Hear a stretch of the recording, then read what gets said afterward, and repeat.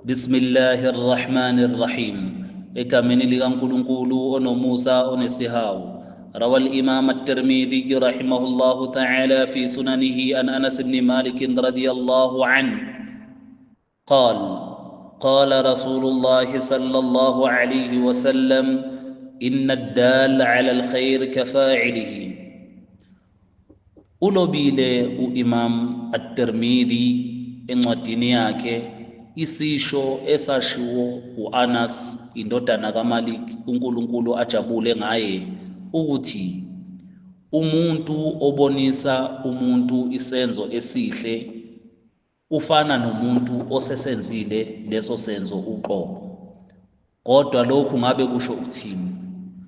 Kusho ukuthi noma ngabe ubani obonisa umuntu indlela enhle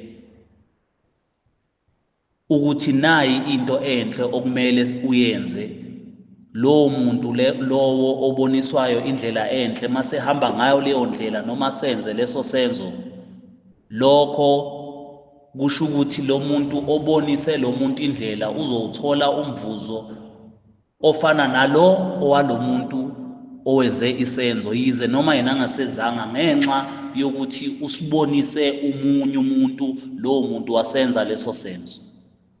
Uma ngabe lo muntu ambonisile indlela ukuthi kumele enze leso senzo, lowo muntu wagcine engasatholanga ugqozu nofuqufuqu lokuthi enze leso senzo, lowo muntu uyobe sethola umvuzo wokuthi umbonisile umuntu othile indlela enhle.